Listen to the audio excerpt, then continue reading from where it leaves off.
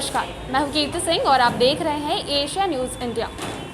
Father Stan Swamy जल, जंगल और ज़मीन की जो लड़ाई लड़ रहे थे, आदिवासियों के हक के लिए जो लड़ाई लड़ते लड़ते जिन्हें जेल में भेज दिया गया, उनकी मौत को आज 3 दिन हो गए हैं।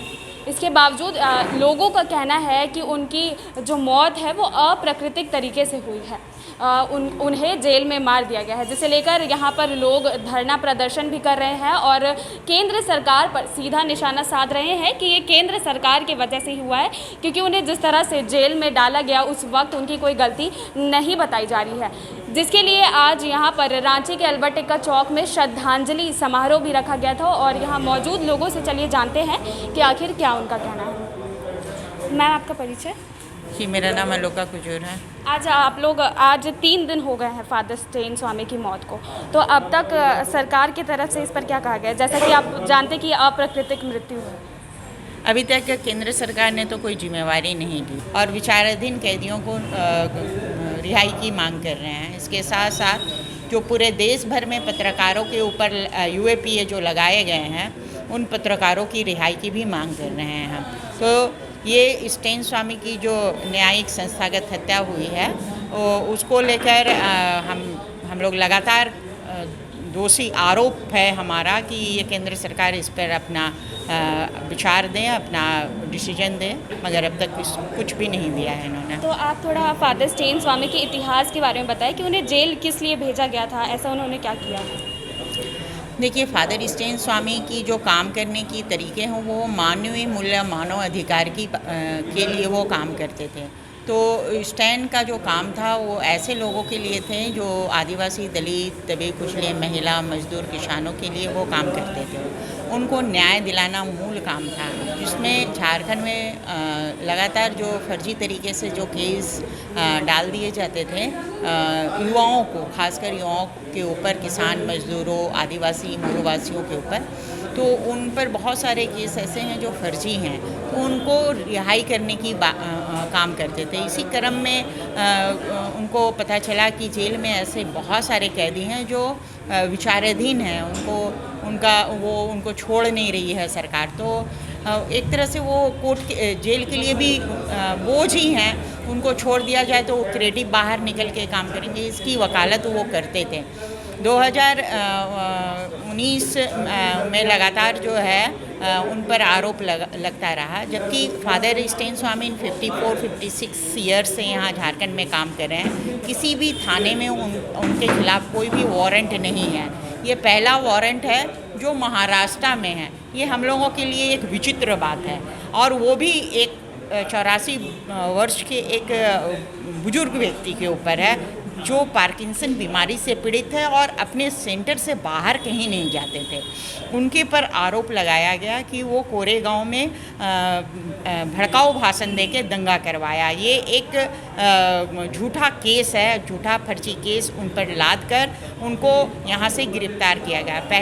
पहले तो वो गिरफ्तारी के लिए एनआईए ने तरह तरह के जांच और पूछताछ की प्रक्रिया चलाएं और 1 साल तक मानसिक रूप से प्रताड़ना किए। उसके बाद हाउस अरेस्टिंग का एक नया खेल चला।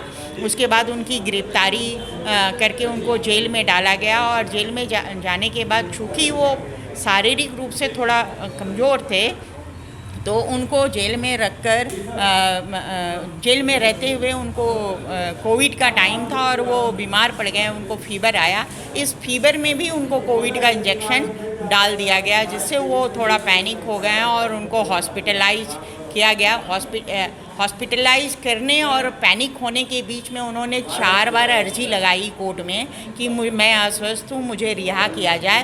कोर्ट ने उनकी एक भी नहीं सुनी, उनको बेल तक नहीं दिया।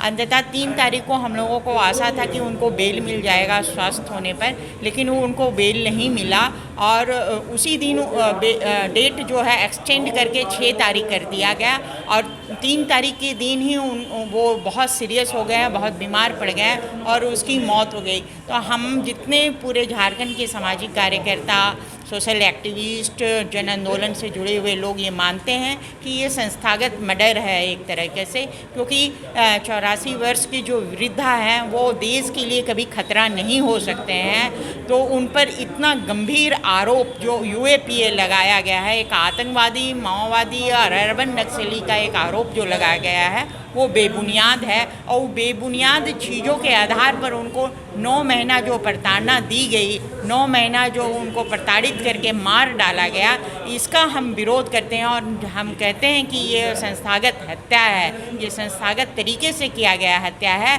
और इसको लेकर गृह मंत्रालय में और तमाम जो एनआईए हैं उन पर उनकी मौत पर एक तो जांच हो, और जो जिन लोगों ने झूठे मुकदमा इनके ऊपर किया उस पर केस दर्ज करके उनकी गिरफ्तारी किया जाए, ये हम लोग चाहते हैं।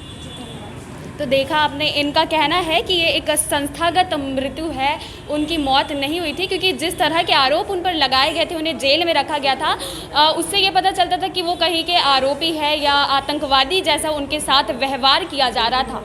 जब वो बीमार हुए उस वक्त भी उन्होंने अपील किया, यहाँ तक कि उनके जो संस्थान के लोग हैं उन्होंने भी अपील किया कि उन्हें बेल दे दी जाए, लेकिन इसके बावजूद उन्हें बेल नहीं दी गई और जिसकी वजह से उनकी मृत्यु हो गई। इसके साथ ही जल, जंगल और ज़मीन के लिए वो लगातार झारखंड के आदिवासियों के लिए हक की लड़ाई लड़ते आए थे।